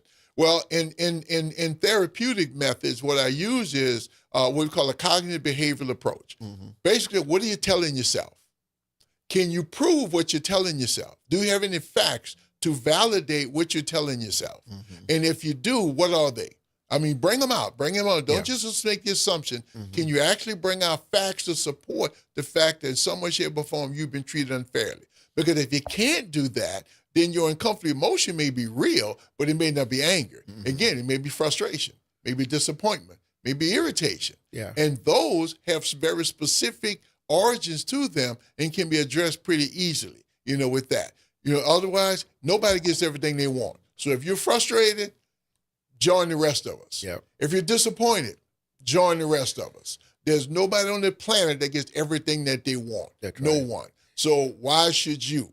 So hopefully that concept will help that person understand you're normal, just like the rest of it, which is more of a universal approach. That you're just like all the rest of us. Nobody gets what they want, and look, everybody's doing their thing. So why don't you come join the rest of us? I think the other important part of what you said, a little while ago about frustration, irritation, on and on, is people need to expand their vocabularies, and not in an academic sense, but to really understand, to identify what they are in fact feeling. Because in the absence of that, then you collapse everything into anger. And then that doesn't lead you in the right direction. Right. So, I tell people often that your emotions also are a signal. It should be a signal. So okay, if you're feeling fearful. Okay, so now how should you respond to that? What is the appropriate way to deal with that fear? Should you leave? Is that fear legitimate? Yes. On and on. So if you're feeling anger, so then what's the information around that should be telling you something? And then how do you deal with not just the anger you feel, but with the situation that's causing that? So, but it starts with first, having that vocabulary, that awareness, and I know we teach that to children a lot of times. How are you feeling? And I don't know. And I know a lot of kids don't know. When they say I don't know, they don't know because they haven't been taught to the vocabulary of emotions. So talk about that. Yeah, you're absolutely if we got right. Time, I don't know. You're absolutely correct. Some people use the term "I'm feeling some kind of way." That would they use that term because they don't quite know how to define it. But you're absolutely correct. That individuals don't quite understand it. That's why a lot of time when I try to educate on the difference between irritation, depression, disappointment, frustration, to specifically define them, because your emotions are neither good or bad. They are responses to your environment. You're 100% correct there. The environment engages in some activity that's uncomfortable to you, so you have an emotional reaction to it. Understanding what that emotional reaction is very important. And you're right. Understanding the terminologies and the origins of those terminologies may help the person better cope with that uncomfortable emotion. Because if you live on planet Earth, you're gonna have them. There's no way around. Yeah, because if I think I'm angry when I'm really disappointed, because those are two very different things. Very different. You know, things. and I'm gonna stay angry or think I'm angry if I don't really realize I'm disappointed, and then what was the cause of that, and then how do I need to address that? Exactly. Yeah. Right. Yeah, and I think that's one of those things where, just in relationships, we have different ideas about disappointment, frustration, and anger. It's like, well, you're angry. Actually, I'm disappointed. Yeah, exactly. That's right. I'm not angry. I That's am right. Disappointed. Disappointed. But I'm not angry. That's what my mother used to get me on. She only put her hands on me one time probably, but any other time it was, you know what, you disappointed me. And that hurt worse than a whipping. Yeah. Right? Because it's like, wow, because there was a relationship there. That's right. And so the last thing I want to ever do is disappoint. Yeah. And so that corrected my behavior more than anything else would. Your mom was a very intelligent woman. So, but you got to have that relationship, you got to have that relationship there, but that person's important to you. That you look up to that person, that you desire that person's attention. Mm-hmm. And if that person becomes disappointed in you, it hits. Yes. It hits, okay. Well, I know you have an idea about the police department, and I Yes. know we're going to be wrapping this segment up shortly. Why don't you? The idea, some years back, we did a show with a couple of police officers, and Chief Ferguson was the chief. And I talked to him and asked him, I talked to some of his police officers, because a lot of us have a really negative opinion about police. Mm-hmm. And I wanted people to know police are human, just like the rest of us. Mm-hmm. So I contacted Chief Ferguson. He agreed. So two of his officers came into the show to express their lives as police officers, the difficulty to go through, because they buy groceries, they buy gas, they're out there and about, but they're dealing with a lot of things that we don't deal with. They got to deal with us, as well as the other thing that we deal with. And two of these officers had been in a very serious situation where they had been shot, but they were still on the job. They're still on the job. So I wanted people to understand that there are some great people who are law enforcement, and understanding that are they bad cops? They got bad radio hosts. You got bad everything. Right. That's the other stations, right? Yeah, right. But I want to find out if we could possibly reenact that show, because I think we need more understanding of the humanness inside of people who are called police officers. I see. Okay. All right. Well, thank you very much, Victor Sims, for joining us today. I think it's important to have a focus and be thinking about anger every day. I don't want to be angry every day. No. I want to understand my emotions better, and I want to be in control. The only way I can be in control is to have a clear understanding of what these different emotions are, that everything's not anger, and then make a decision about how I respond to the anger when it does come. So I thank you for helping me with that today, and I'm sure you've helped some other folks in our WBOK family of listeners as well. I'm Will Sutton, here with Reverend Dr. Pastor Torrance Sanders. We've been in conversation with Be Victor ye Sims. angry. Yeah, but right. sin not.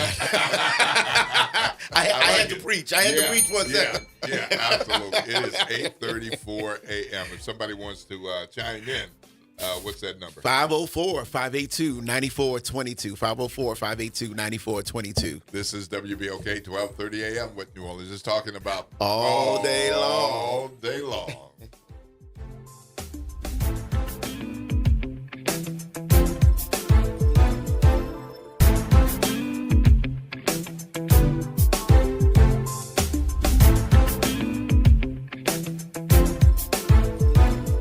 This is your news update for WBOK from WDSU.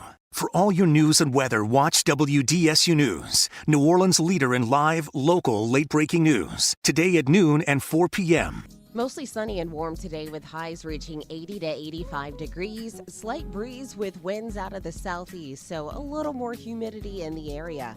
Tonight, lows fall to 61 to 67 degrees with partly cloudy skies. Tomorrow, more warm weather continues. Highs 81 to 85 with a spotty shower possible. From the WDSU First Warning Weather Center, I'm Raven Richard.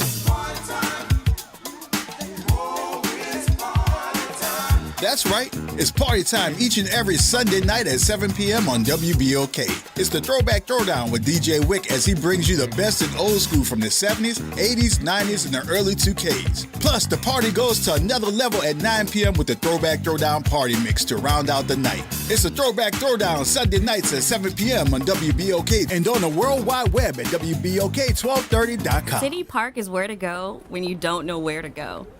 Turn towards the city center and start walking. Before long, you'll end up where you belong, at the heart of the city, New Orleans City Park. Stroll along the reeded marsh, wander through the sculpture garden, rest and recharge beneath ancient oak trees. This is where your spirit goes to grow. It's in our nature to yearn for nature. NewOrleansCityPark.org, heart of the city. Looking for a great deal on your next phone? Come see us at your locally owned AT&T store for the latest Samsung and iPhones. Visit us at 3616 South Carrollton Avenue. We have great offers on watches, tablets, accessories, and internet service. Whatever your connectivity needs are, our team is here to help you keep connected. Visit us today at AT&T, 3616 South Carrollton Avenue. Locally owned and proudly giving back to the community. The Historic New Orleans Collection presents a new exhibition open through June 7th, 2026, The Trail They Blazed. Built collaboratively with people who participated in the local civil rights movement, The Trail They Blazed presents stories of social and racial justice straight from the people who lived them. Listen to leaders tell their stories of resistance and persistence in their own voices, recorded by the Historic New Orleans Collection. Plan your visit to 520 Royal Street in the French Quarter and reserve your free tickets at hnoc.org today. Good morning, wake up. The Good Morning Show. Good morning. On WBOK.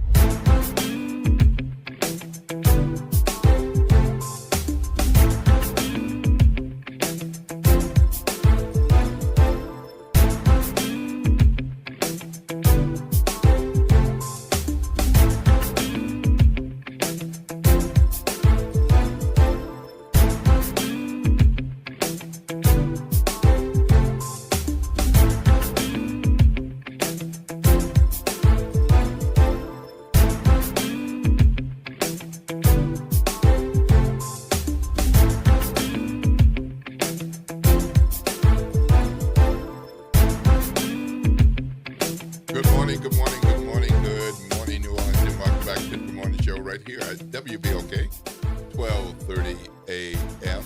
I am Will Sutton. I'm here with Reverend Dr. Pastor Doran Sanders. Good morning again. Quite Boy, the time flies this morning. Yeah, quite a conversation with Victor Sims about anger, and I'm glad we spent some time on disappointment and some of those other emotions. Everything's not anger. No, it's not. And I'm a social worker also, and there's this chart that we often use that has, and a lot of teachers use them in their classrooms, and it has like a big, is a list of a whole lot of different words relating to emotions. Some people call it the emotion wheel or what have you, and that's so important. But adults need it just as well, because as children, we were not taught how to, the range of really all our emotions and how to identify them, and then how to respond to them appropriately and everything, or even to discuss it. I remember when I was, in high school, college, and I had one of my first girlfriends, and she goes, "We need to talk." And I'll be like, "Oh my God, why do we need to talk?" Because I didn't know how to talk. Right. I didn't, pre-processing emotions and feelings. A lot of times, boys are, in fact, they're told not to feel anything, or to put your feelings away, kind of thing. And so, learning how to talk about how we feel, and that it's in and of itself goes a long way in terms of dealing with not just anger, but all of those emotions, disappointment, frustration, and what have you. Yeah, I think too often we think about emotions as a light switch. You're happy or you're sad. Wait a minute. How come I can't be on a dimmer? That's right. That's right. I'm somewhere in between on this given day or at this given moment. Yeah, and you're right, at this moment, because in the course of a day, many of us, we go through many emotions. Absolutely. Yeah. And you gotta learn how to navigate. We talk about that being emotional intelligence. Yes. And it starts with first self-awareness. If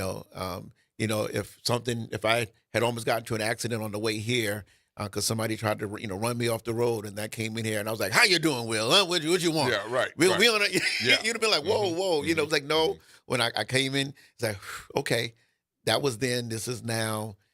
Switch those feelings and compartmentalize. We have to learn how to do that, and a lot of people don't own their jobs in classrooms. In different relationships, we don't know how to shift. Yeah, and that shifting is so important. But I tell you what, I am grateful to have a spouse and a partner for 40 plus years who helps me shift. There was some shifting needed yesterday. Yeah, oh boy! Let me just say there was some shifting needed yesterday. I'm glad Miss Shaw was there to help me shift. Amen, amen. We all need some shifting help.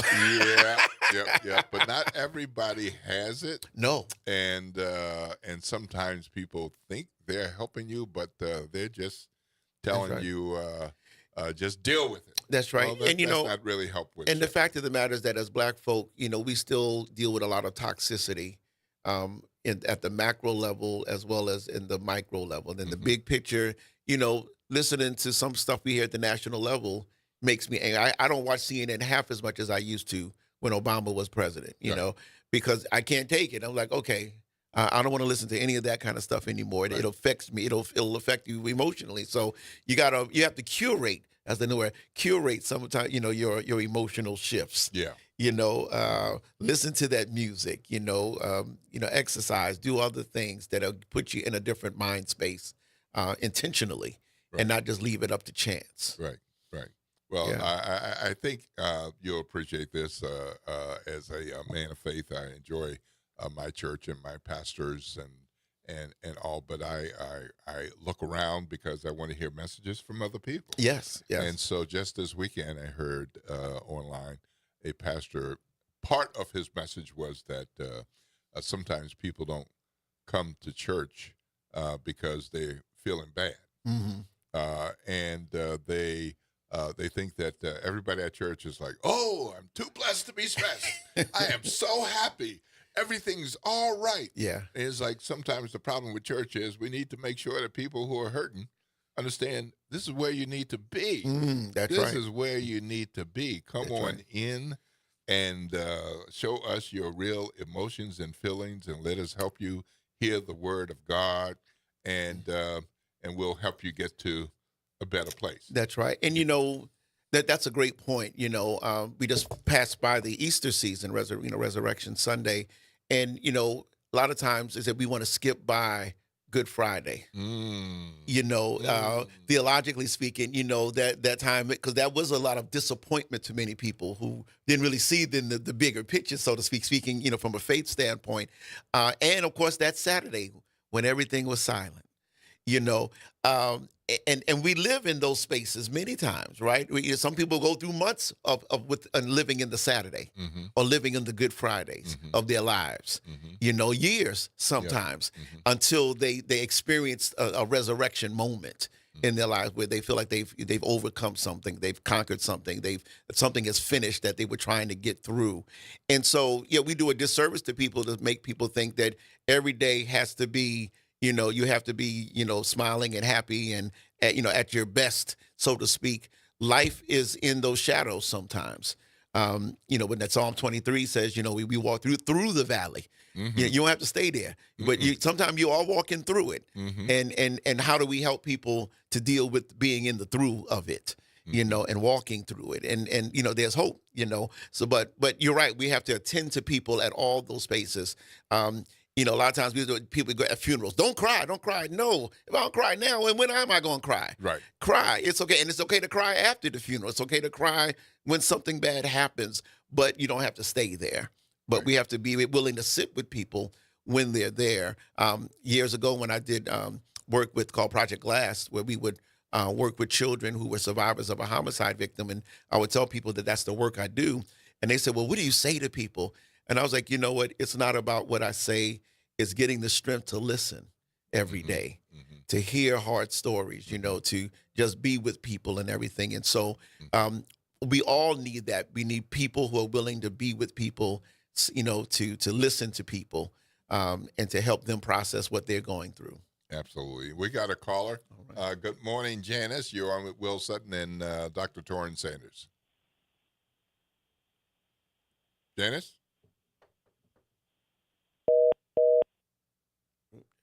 All right. Sorry we lost you. Okay. Give a call back. Yeah. Give a call back, Janice.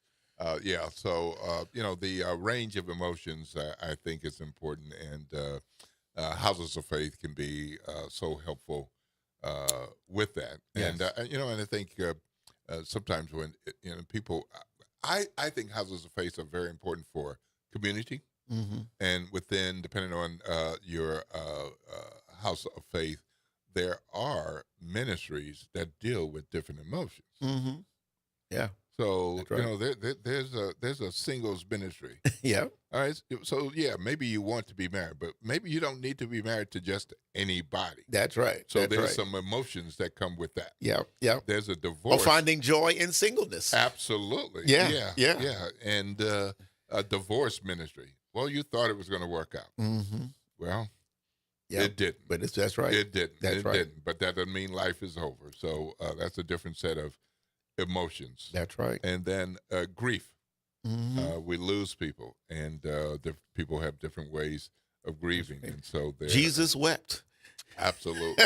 Yeah. Absolutely. Yeah. And you deal with the reality of all of that. Yes. Did you go back? I mean, there are all types of emotions, and I think that's one of the things that we miss out on when we do the COVID thing and just watch church. Yes. Yeah. Oh, yeah. Online. Yeah. No, community is essential. I relish that opportunity to reach out and connect or make the eye contact. So all right, we got a caller. Good morning, Reverend Calhoun. You're on Will Sutton and Reverend Dr. Pastor, Torrin how are you? Sanders. I'm good this morning, Doc. I just got a quick question about anger. Yes. If you have two angry people that's angry at each other, is there really a way to bring peace to them? We can bring them together, pray with them, and all of that, and give them advice. But I listened well to you guys this morning. I'm just trying to understand, how do you bring peace in between two angry people? Because it's been my experience, when they're in their anger mode, they very seldom hear what you're saying to them. Yeah.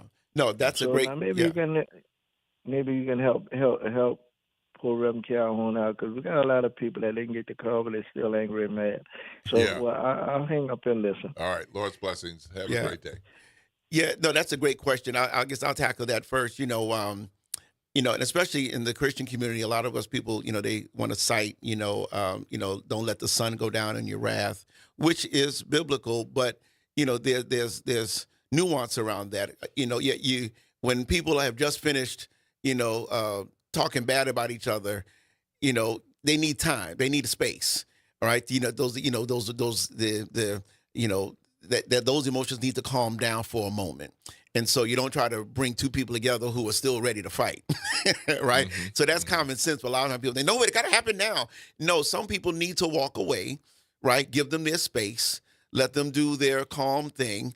And then there's pick a time where, and I even talk, when I work with families, I say, hey, every Thursday, every Saturday, whatever you pick, then pick a day when then you can have difficult conversations, right? So you don't have to, allow things to boil. But beyond that, Reverend, this is the key. People need to learn how to communicate. What I've seen is that because if you can't resolve anger between two people if they're going to come shouting and yelling and cursing at each other. So there needs to be rules. Just like you play checkers, you got rules, or chess, you got rules. There has to be some rules that you agree to. I'm going to listen to this person. I'm not going to interrupt them. I'm not going to curse them out. I'm not going to, X, Y, and Z. And they have to deal with those rules, as adults, if you're going to make headway. And because people, we talking, nothing happened. No, y'all didn't talk. You just continued an argument. If you want to really talk, then first we need to set some rules, some boundaries. Then we can hopefully have an effective conversation. Talk about how you feel, right? I feel this way, not you made me and you this and that and all that blaming talk and everything. People have to take ownership for themselves and then express also, and here it is, express a solution, right? People want to rehash the problem over and over again. What is your solution? So in some of that, people need to say, you know what? I wish next time you would say this to me or you would do this rather than doing that. And then, can you do that? Will you do that? That other person may say, that's all you want? Yes. Right? Or they may say, well, no, I can't do it that way, but I'm willing to do it this way. I'm willing to, whatever. So people will be willing to offer solutions and to have thought about solutions. A lot of times people come to an argument or to a conversation about an argument wanting to just, how can I break this other person down because I'm mad at them? Yeah. And not even thought about a solution. So how to communicate, setting some ground rules, and then thinking of solutions. Yeah. I agree with that. This from a mediator. Yes, I agree with that. And Because, prayer. I mean, one thing about anger, and there are different degrees of anger, but if you're at the 8, 9, 10 level of anger, it's hard to communicate. That's right. So that had to be melted down. You got to, give it some time to simmer, cool, and get to the point where there can be some communication, and then implementing some of the strategies that you mentioned. Look, it's 8:52 a.m. Good conversation. Wonderful question, Reverend Calhoun, following up on our conversation with Victor Sims about anger and anger management. I'm Will Sutton here with Reverend Dr. Pastor Torrin Sanders, and we're going to be wrapping up the show soon after the break, making room for the front porch. There's a talk line. If somebody else wants to get in, maybe Janice can call back. What's that number? It's 504-582-9422. 504-582-9422. This is WBOK, 12:30 a.m. What New Orleans is talking about all day long. All day long.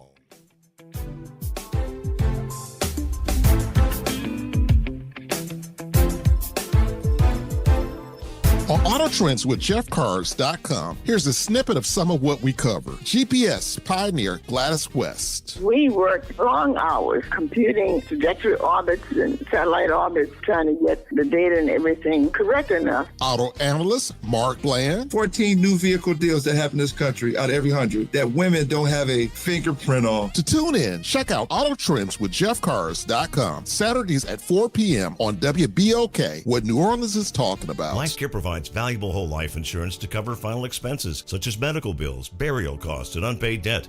A final expense insurance policy is fast, easy, affordable life insurance that's available to anyone between the ages of 50 and 80. No medical exams, no lengthy questionnaires, and no waiting period. The application process is quick and easy. You can even apply without having to undergo a medical examination. Just answer a few questions and we'll do the rest. With the average funeral cost skyrocketing to $11,000 and Social Security only paying $255, you need simple, affordable peace of mind for you and your whole family. Don't leave behind unpaid expenses that, if left unattended, will burden your family tremendously. Benefits include a guaranteed premium that will never increase, a guaranteed cash value, and a guaranteed death benefit that can never decrease. To find out how you can get final expense insurance with a guaranteed lifetime rate lock, call LifeCare at 800-571-9955. That's 800-571-9955. 800-571-9955. Good morning. Wake up. The Good Morning Show. Good morning. On WBOK.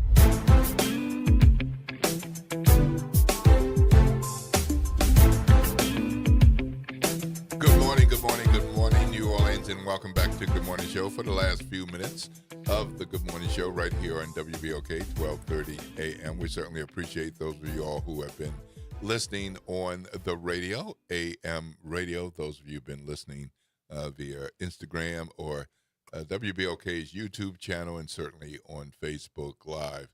You can see us, we can't see you, but we know you're there, and we appreciate everybody tuning in. Hey, look, one of the things that's in the news is that ugly Lindy Boggs Medical Center has been vacant for so long. Since Katrina. Looks like something's going to happen with that, which would be pretty incredible. So the New Orleans officials and owners of that complex have agreed on a plan to demolish it.